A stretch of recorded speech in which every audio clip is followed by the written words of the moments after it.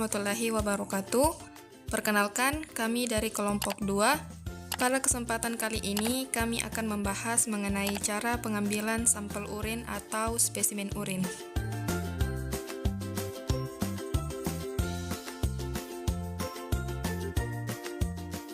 Urin merupakan hasil penyaringan darah oleh ginjal dan dikeluarkan tubuh melalui saluran kemih. Berdasarkan waktu pengambilan spesimen urin dibedakan menjadi 3. Yang pertama, urin 24 jam, yaitu menampung seluruh urin yang dihasilkan dalam satu wadah khusus selama 24 jam. Kedua, urin pagi pertama, yaitu urin yang pertama-tama dikeluarkan pada pagi hari setelah bangun tidur. Dan yang ketiga, urin sewaktu, yaitu urin yang dikeluarkan pada waktu yang tidak ditentukan dengan khusus. Sebelum melangkah ke cara pengambilan spesimen urin, terlebih dahulu kita harus memastikan persiapan pasien dalam pengambilan sampel urinnya. Yang pertama, memberitahu dokter terkait obat-obat yang dikonsumsi, sebab beberapa obat-obatan dan suplemen dapat mempengaruhi kondisi urin sehingga hasil tes ini menjadi tidak akurat. Misalnya, pada penggunaan obat rifampicin yang mengubah warna urin. Yang kedua, seorang dokter merencanakan pemeriksaan laboratorium bagi pasien. Perawat atau analis kesehatan diharapkan dapat memberikan informasi yang jelas agar tidak menimbulkan ketakutan atau persepsi yang keliru bagi pasien. Yang ketiga, untuk tes urin sebetulnya tidak diperlukan puasa, namun tes urin terkadang dilakukan bersama dengan pemeriksaan lain yang memerlukan puasa, misalnya pada pemeriksaan gula darah. Bagi yang sudah menikah, hindari berhubungan seksual 12 jam sebelum tes urin karena dikhawatirkan dapat mempengaruhi hasil, walaupun hal ini masih membutuhkan penelitian lebih lanjut. Setelah pasien sudah siap untuk diambil sampel urinnya, maka langkah selanjutnya yaitu mempersiapkan alat dan bahan yang digunakan pada saat pengambilan sampel urin, yaitu yang pertama handscoon, yang kedua air bersih dan sabun antiseptik atau hand sanitizer, yang ketiga wadah penampungan sampel. Wadah penampungan untuk penampungan spesimen urin sebaiknya terbuat dari plastik, tidak mudah pecah, bermulut besar, dapat menampung 10-15 ml urin dan dapat menutup dengan rapat. Selain itu juga harus bersih, kering, tidak mengandung bahan yang mengubah komposisi zat-zat yang terdapat dalam urin. Yang keempat, formulir pasien. Adapun isi dari identitas pada surat pengantar atau formulir yaitu yang pertama tanggal permintaan, kedua tanggal dan jaminan pengambilan, ketiga identitas pasien yang terdiri dari nama, umur, jenis kelamin, alamat, nomor HP atau identitas spesimen. Kita masuk di identitas pengiriman yang terdiri dari nama, alamat, nomor HP, diagnosa, keterangan klinis, obat-obat yang telah diberikan dan pemberian, jenis spesimen, lokasi pengambilan spesimen dan volumenya spesimen, pemeriksaan laboratorium diminta, nama pengambilan spesimen, transfer media atau pengawetan yang digunakan. Label spesimen urin yang diambil di lab harus memuat tanggal pengambilan spesimen, nomor atau kode spesimen. Yang kelima, kita harus menggunakan masker. Keenam, tisu alkohol atau alkohol swab. Ketujuh, bahan pengawet. Tujuannya untuk melindungi sampel urin 24 jam dari dekomposisi dan kontaminasi. Macam-macam pengawetan urin yaitu toluen, timol, formaldehid dan kloroform, asam sulfat pekat, natrium karbonat, asam hidroklorida.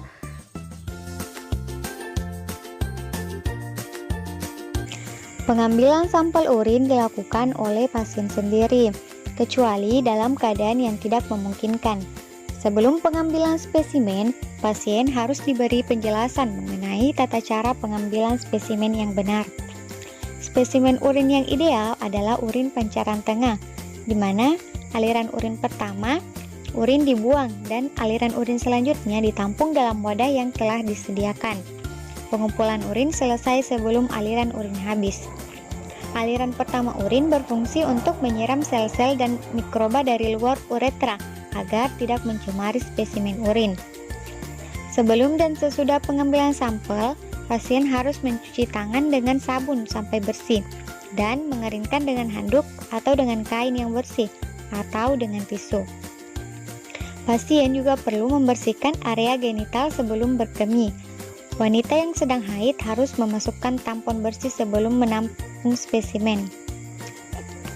Adapun posisi pasien pada saat pengambilan spesimen, pada pasien pria, pengambilan sampel urin dilakukan dengan posisi berdiri seperti buang air kecil biasa.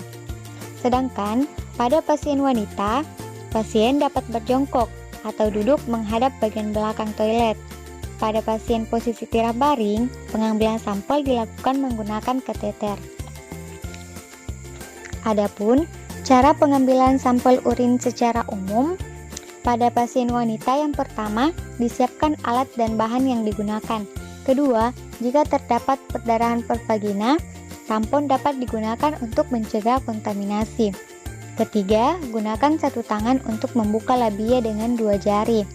Keempat, gunakan tangan satunya untuk membersihkan labia dari depan ke belakang dengan povidone iodin, alkohol swab, atau air sabun, dengan tujuan mencegah kontaminasi oleh sekret vagina. Kelima, bersihkan area sekitar meatus uretra dengan alkohol swab. Keenam, sambil tetap membuka labia, pasien buang air kecil ke dalam toilet sedikit, kemudian menahan buang air kecil di pertengahan aliran. Ketujuh, posisikan wadah penampung beberapa sentimeter dari meatus uretra dan buang air kecil ke dalam wadah sampai setengah penuh. Kedelapan, lanjutkan buang air kecil ke dalam toilet. 9. Segera tutup wadah urin dan ditempel label pada wadah. Sedangkan pada pasien pria, adapun cara pengambilan sampel umum secara umum yaitu yang pertama, disiapkan alat dan bahan yang digunakan. Kedua, pada pria yang tidak disunat, tarik kelup ke belakang. Ketiga, bersihkan kepala penis dengan alkohol swab. Keempat, buang air kecil ke dalam toilet sedikit, kemudian tahan di pertengahan aliran. Kelima, posisikan wadah penampung beberapa sentimeter dari meatus uretra dan buang air kecil ke dalam wadah sampai setengah penuh. Keenam, lanjutkan buang air kecil ke dalam toilet. Ketujuh, setelah sampel terkumpul, hindari menyentuh bagian dalam wadah. Tutup wadah dengan rapat dan ditempel label pada wadah.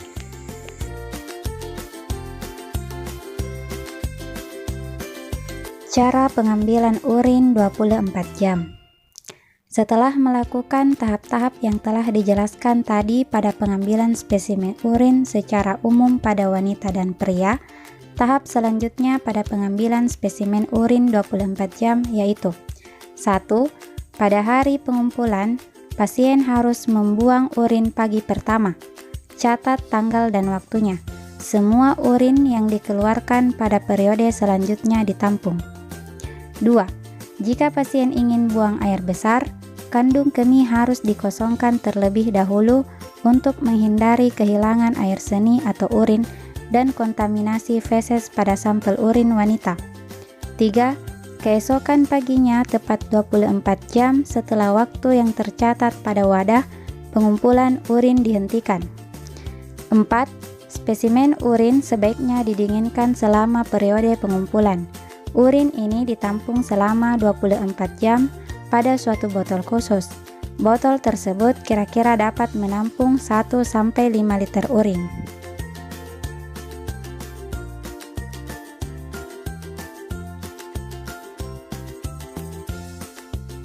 Cara pengambilan urin pagi pertama. Setelah melakukan tahap-tahap yang telah dijelaskan tadi pada pengambilan spesimen urin secara umum pada wanita dan pria, tahap selanjutnya pada pengambilan spesimen urin pagi pertama yaitu pengambilan spesimen urin ini dilakukan pada pagi hari setelah bangun tidur, dan pengambilan spesimen ini dilakukan sebelum makan atau menelan cairan apapun. Kemudian yang ketiga, cara pengambilan urin sewaktu. Cara pengambilan spesimen urin ini sama halnya pada tahap-tahap yang telah dijelaskan tadi pada pengambilan spesimen urin secara umum pada wanita dan pria. Namun, yang membedakan pada pengambilan sampel urin ini dengan pengambilan sampel urin yang lain yaitu Sampel urin ini diambil pada waktu yang tidak ditentukan pada waktu yang khusus. Misalnya, bisa saja urin yang diambil urin pagi hari, siang hari, sore hari, atau malam hari. Berikut adalah hasil pengamatan sampel urin yang telah kelompok kami lakukan secara organoleptik yang meliputi warna, volume, dan bau pada urin. Yang pertama, sampel urin 24 jam. Yang kedua, sampel urin sewaktu. Dan yang ketiga yaitu sampel urin pagi pertama. Pada urin pagi pertama berwarna kuning pekat sebenarnya merupakan suatu hal yang wajar untuk terjadi, karena selama kita tertidur, urin akan tetap diproduksi dan akan menumpuk untuk sementara waktu pada kandung kemih, sehingga akan tampak pekat pada saat kita berkemih di pagi harinya. Oleh karena itu, dianjurkan untuk minum air putih setelah bangun tidur untuk mencegah dehidrasi. Kemudian setelah itu, warna urin akan menyesuaikan dengan banyaknya air, jenis makanan, atau minuman yang kita konsumsi. Berikut tabel pada warna urin.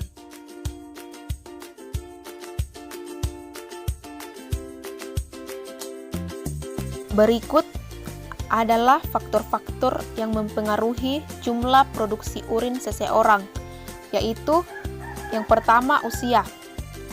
Jumlah urin pada balita akan jauh lebih banyak dikarenakan faktor makanan yang lebih encer dan belum maksimalnya menahan rangsang untuk buang air kecil. Berbeda dengan lansia, karena kemampuan nefron ginjal yang menurun sehingga urin yang dikeluarkan lebih sedikit. Yang kedua, hormon ADH. Antidiuretik hormon atau ADH adalah hormon yang berfungsi untuk penyerapan air. Jika ADH sedikit, maka penyerapan air pun sedikit, sehingga urin yang dibuang akan lebih banyak. Yang ketiga, jumlah atau volume air yang dikonsumsi. Semakin banyak jumlah air yang diminum seseorang, maka jumlah urin yang dikeluarkan pun semakin banyak. Hal ini disebabkan semakin banyak air yang diminum, akan sedikit yang diserap darah, sehingga jumlah urin lebih banyak dan berwarna bening transparan atau kuning pucat. Begitu sebaliknya, jika cairan yang masuk ke tubuh sedikit, darah akan semakin banyak menyerap cairan tubuh sehingga membuat urin yang diproduksi ginjal lebih sedikit dan berwarna kuning pekat, dan hal ini menandakan bahwa tubuh sedang mengalami dehidrasi. Yang keempat, cuaca atau suhu lingkungan. Jika suhu lingkungan sedang panas, ekskresi akan lebih banyak mengeluarkannya melalui keringat dalam wujud keringat. Sebaliknya, jika suhu lingkungan dingin, akan lebih mengeluarkan banyak urin. Yang kelima, gaya hidup dan aktivitas. Orang yang sering minum alkohol dan mengonsumsi kafein, jumlah urin lebih sedikit karena terjadi penghambatan ADH. Yang keenam, kondisi psikologis. Seseorang yang mengalami stres dan emosi metabolisme tubuh akan lebih cepat sehingga urin yang dikeluarkan lebih banyak. Yang ketujuh, kesehatan. Kondisi orang yang sakit akan lebih banyak mengeluarkan urin daripada orang yang sehat. Secara umum, faktor yang dapat mempengaruhi hasil pemeriksaan spesimen yaitu 1. Pengambilan spesimen urin pada wanita saat sementara menstruasi. 2. Terjadi kontaminasi. 3. Teknik pengumpulan sampel yang tidak tepat. 4. Penggunaan obat-obat yang dapat menurunkan jumlah bakteri, misalnya penggunaan antibiotik. 5. Penyimpanan yang kurang tepat. Karena pada dasarnya penyimpanan spesimen yang tepat yaitu yang pertama disimpan pada suhu kamar, yang kedua disimpan pada lemari es yaitu dengan suhu 2-8 derajat Celcius, yang ketiga dapat diberikan bahan pengawetan. Kemudian yang keenam yaitu pengolahan sampel yang kurang tepat. Pengolahan sampel yang kurang tepat juga dapat mempengaruhi hasil pemeriksaan spesimen. Karena pengolahan spesimen urin yang tepat yaitu waktu antara pengambilan spesimen dan pengolahan spesimen harus dilakukan sesegera mungkin.